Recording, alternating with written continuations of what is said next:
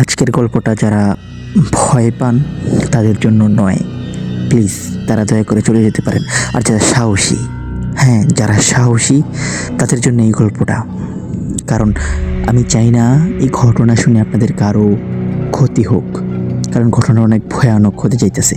তো আপনারা আশা করি মনোযোগ দিয়ে শুনবেন। আমি ঘটনা শুরু করছি, বেশি কথা বলবো না। তার আগে ছোট্ট একটি কথা বলে নিই, যদি ভৌতিক গেম কথা চ্যানেলটি সাবস্ক্রাইব না করে থাকেন তাহলে অবশ্যই সাবস্ক্রাইব করতে পারেন, আপনার ইচ্ছে। তো আমি ঘটনা শুরু করছি। আর ঘটনাটা হলো এমন যে দুই কবিরাজ আর কি তাদের যুদ্ধ বলতে আর কি তারা একই উস্তাদের শিষ্য, কিন্তু পরবর্তীতে তারা আলাদা হয়ে যায়, তাদের মধ্যে ঝগড়া হয়। তো কী নিয়ে হয় কাহিনী না শুনলে আপনারা বুঝতে পারবেন না। তো আমি ঘটনা শুরু করছি। বর্ষাকালের শেষ দিক, টানা 3 দিন ধরে বৃষ্টি হচ্ছে। গ্রামের কাঁচা রাস্তা কাদায় ডুবে গেছে।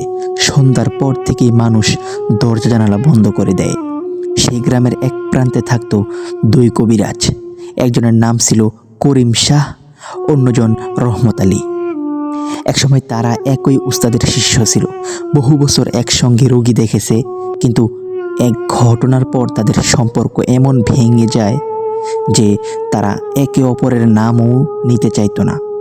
গ্রামের লোকজন ফিসফিস করে বলতো, ওই দুজনের ঝগড়া শুধু মানুষের সঙ্গে নয়, অদেখা শক্তিকেও জড়িয়ে ফেলেছে।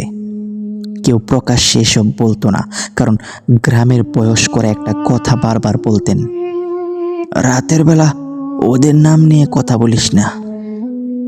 এক রাতে হঠাৎ গ্রামের ব্যবসায়ী নাসিরের ছেলে নিখোঁজ হয়ে গেল। সবাই খুঁজলো, পুকুরে, বাঁশঝাড়ে, ধানের খেতে, কোথাও নেই। ফজরের একটু আগে ছেলেটিকে পাওয়া গেল গ্রামের পুরনো বট গাছের নিচে। সে বেঁচে ছিল, কিন্তু বাড়ি ফিরে শুধু একটাই কথা বলতো, দুজন মানুষ ঝগড়া করছিল, কিন্তু তাদের ছায়া ছিল 4টা। এরপর আর একটি শব্দ বলেনি। ডাক্তার এলেন, ইমাম এলেন, গ্রামের মুরব্বীরাও কথা বললেন, কিন্তু ছেলেটি প্রতিবার একই কথা বলতো। তারা একজন আরেকজনকে বলছিল, আজ থেকে মানুষ নয়, ছায়া দিয়ে হিসাব হবে। এই কথাটা ছড়িয়ে পড়তে গ্রামের মানুষ 2 ভাগে ভাগ হয়ে গেল। একদল বলল করিম শাহ নির্দোষ, আরেক দল বলল রহমত আলী প্রতিশোধ নিতে এমন কিছু শুরু করেছে যার শেষ ভালো হবে না। কিন্তু কেউ জানতো না সেই রাতেই গ্রামের বাইরে পরিত্যক্ত এক জমিদার বাড়ির ভাঙ্গা বারান্দায় করিম শাহ আর রহমত আলী মুখোমুখি দাঁড়িয়েছিল। বৃষ্টি পড়ছে, কেউ কথা বলছে না। হঠাৎ রহমত আলী নিচু গলায় বলল, আমি তোকে হারাতে আসিনি, আমি এসেছি জানতে তুই কেন সেই নিষিদ্ধ প্রতিজ্ঞা ভেঙেছিস। করিম শাহ ধীরে ধীরে মাথা তুলল। তার কণ্ঠে কোনো রাগ নেই, শুধু একটা বাক্য, আমি ভাঙিনি, আগে তুই ভেঙেছিস। ঠিক তখনই জমিদার বাড়ির ভাঙা ছাদের উপর এমন একটা ভারী শব্দ হলো, যেন কেউ ধীরে ধীরে হাঁটছে। দুজনেই একসঙ্গে মাথা তুলে তাকালো, কিন্তু সেখানে কেউ ছিল না। জমিদার বাড়ির ছাদের শব্দটা থেমে গেল, কিন্তু কয়েক সেকেন্ড পর ঠক ঠক ঠক। এবার শব্দটা ছাদ থেকে নয়, ঠিক তাদের মাঝখান থেকে। করিম শাহ মাটির দিকে তাকালো। ভেজা কাদার উপর ধীরে ধীরে ফুটে উঠছে একজোড়া খালি পায়ের ছাপ, কিন্তু আশেপাশে কেউ নেই। রহমত আলী নিচু গলায় বলল, এটা তোর কাজ? করিম শাহ মাথা নাড়ল, না, এটা আমাদের কেউ ডেকে আনেনি। বৃষ্টির ফোঁটা পড়ছে, কিন্তু আশ্চর্যের বিষয় পায়ের ছাপগুলো মুছে যাচ্ছে না, বরং একটার পর একটা এগিয়ে যাচ্ছে জমিদার বাড়ির ভেতরের দিকে। দুজনেই কিছুক্ষণ চুপ করে রইল। তারপর রহমত আলী বলল, আজ যদি আমরা না যাই, কাল এই গ্রামের আরেকটা পরিবার কাঁদবে। দুজনেই ধীরে ধীরে ভাঙা দরজা পেরিয়ে ভেতরে ঢুকলো। পুরো বাড়িটা স্যাঁতসেঁতে, দেয়ালের প্লাস্টার জোরে পড়েছে। হঠাৎ করিম শাহ থেমে গেল। সামনের দেয়ালে কাদামাখা হাতের ছাপ, একটা নয়, দুইটা নয়, ডজন খানেক, মনে হচ্ছে অনেকগুলো মানুষ একসঙ্গে দেয়ালে হাত রেখে দাঁড়িয়ে আসছিল। ঠিক তখনই বাড়ির ভেতরের অন্ধকার থেকে খুব ধীর একটা কণ্ঠ ভেসে এলো, তোমরা অনেক দেরি করে ফেলেছো। দুজনেই টর্চের আলো ফেললো, কেউ নেই, কিন্তু মেঝের উপর পড়ে আছে একটা পুরনো লাঠি। করিম শাহ সেটা দেখে ফ্যাকাশে হয়ে গেল। রহমত আলী ফিসফিস করে বলল, এটা উস্তাদের লাঠি। দুজনেই জানতো তাদের উস্তাদ 20 বছর আগে মারা গেছেন, তাহলে সেই লাঠি আজ এখানে এলো কীভাবে? ঠিক তখনই বাড়ির ভেতরের শেষ ঘর থেকে দরজাটা ধীরে ধীরে নিজে থেকেই খুলতে শুরু করলো। দরজাটা ধীরে ধীরে খুলে গেল। ভেতরে কোনো আসবাব নেই, শুধু ঘরের এক কোণে একটা পুরনো কাঠের চেয়ার, চেয়ারের উপর ধুলো মাখা একটা কাপড়। করিম শাহ এগিয়ে গিয়ে কাপড়টা সরাতেই নিচে একটা ছোট কাঠের বাক্স দেখা গেল।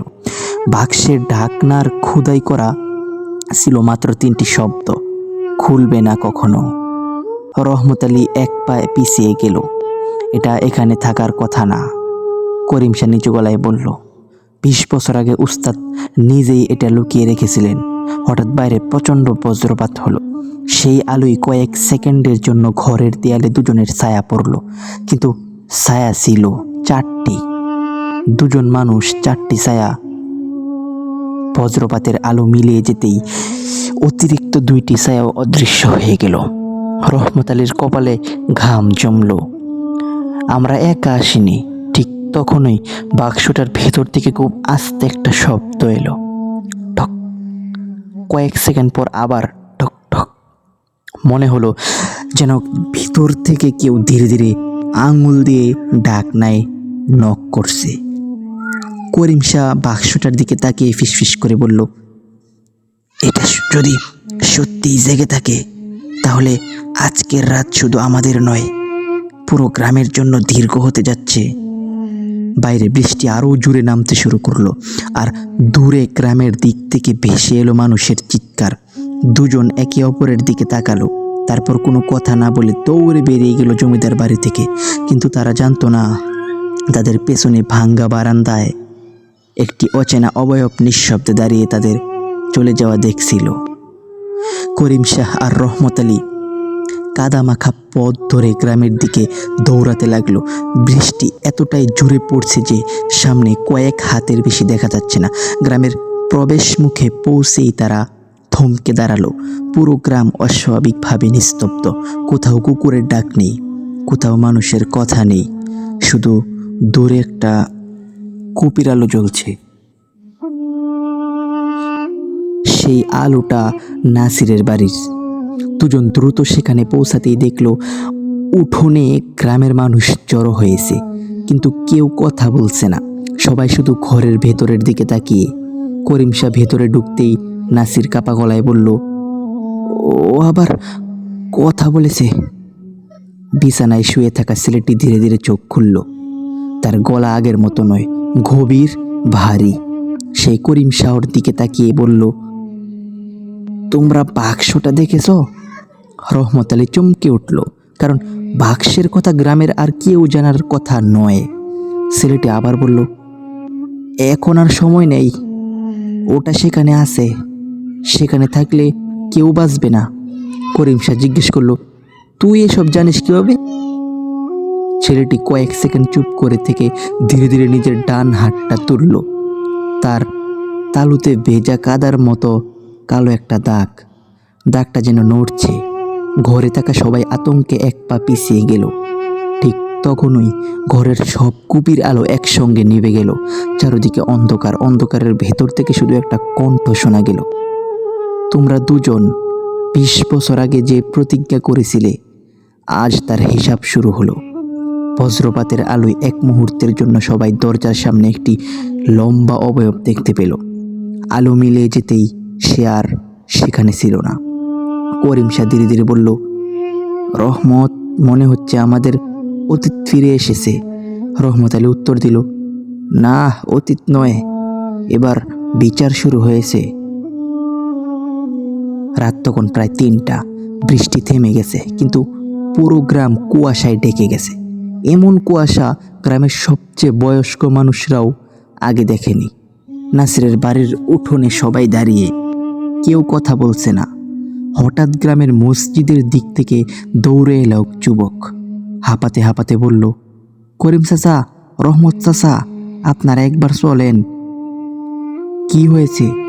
মসজিদের সামনে পুরনো বটগাছের নিচে কেউ একটা বড় গর্ত করে রেখে গেছে। সবাই মিলে সেখানে গেল। গিয়ে দেখে সত্যি মাটিতে একটি গভীর গর্ত, কিন্তু সবচেয়ে আশ্চর্যের বিষয়, চারপাশের মাটি ভেজা, অথচ গর্তের ভেতরের মাটি একদম শুকনো। রহমত আলী টর্চের আলো ফেলতেই দেখা গেল গর্তের এক পাশে কাপড়ে মোড়ানো একটি পুরনো পুটলি। করিম শাহ সেটি তুলে ধীরে ধীরে খুলল। ভেতরে একটি বিবর্ণ ছবি, ছবিতে 5 জন মানুষ। তাদের মধ্যে 2 জন করিম শাহ আর রহমত আলী, যুবক বয়সে। মাঝখানে তাদের উস্তাদ, কিন্তু ছবির একেবারে ডান পাশে দাঁড়িয়ে থাকা আরেকজনের মুখ ধারালো, কিছু দিয়ে পুরো আঁচড় কেটে মুছে ফেলা হয়েছে। ছবির পেছনে কাপা হাতে লেখা, যেদিন ওর মুখ মনে পড়বে সেদিনই সব শুরু হবে। করিম শাহর হাত কেঁপে উঠল। রহমত আলী ধীরে ধীরে বলল, আমি আমি ওর নামটা মনে করতে পারছি। করিম শাহ তাড়াতাড়ি বলল, না, এখন বলিস না। ঠিক তখনই চারপাশে হঠাৎ ঠান্ডা বাতাস বয়ে গেল। বটগাছের সব পাখি একসঙ্গে ডানা চাপটিয়ে উড়ে গেল। আর দূরে কুয়াশার ভেতর একজন মানুষ দাঁড়িয়েছিল। সে ধীরে ধীরে হাত তুলল, যেন তাদের ডাকছে। করিম শাহ টর্চের আলো ফেলতেই অবয়বটা মিলিয়ে গেল, কিন্তু কাদা মাটিতে রয়ে গেল শুধু এক জোড়া পায়ের ছাপ, যা গ্রামের বাইরে নয়, সেটা তাদের বাড়ির দিকেই চলে গেছে। তো আপনাদের কাছে ঘটনাটা কেমন লাগছে তো অবশ্যই জানাবেন। আর এটা কিন্তু পার্ট 3, মানে বৃষ্টির রাতে কে ডাকে, এই সিরিজের পার্ট 3 ঘটনা। তো আপনারা শুনতে চাইলে আমি পার্ট 4ও আপনাদেরকে সংগ্রহ করে দিতে পারবো, মানে এটাও আছে। আমি পরবর্তী আপনারা চাইলে আমি পার্ট 4 ওই ভিডিওতে নিয়ে আসবো, যে আগামীকালকে যে ভিডিওটা আমাদের চ্যানেলে আপলোড হবে, তো ওইটাতে আমি আপনাদেরকে বৃষ্টির রাতে কেটে পার্ট 4 দিব। তো সকলে ভালো থাকবেন, সুস্থ থাকবেন, সবার জন্য দোয়া করবেন। আর ভৌতিক গেম চ্যানেলটি সাবস্ক্রাইব করতে কিন্তু ভুলবেন না। সকলকে জানাই ধন্যবাদ। আসসালামু আলাইকুম।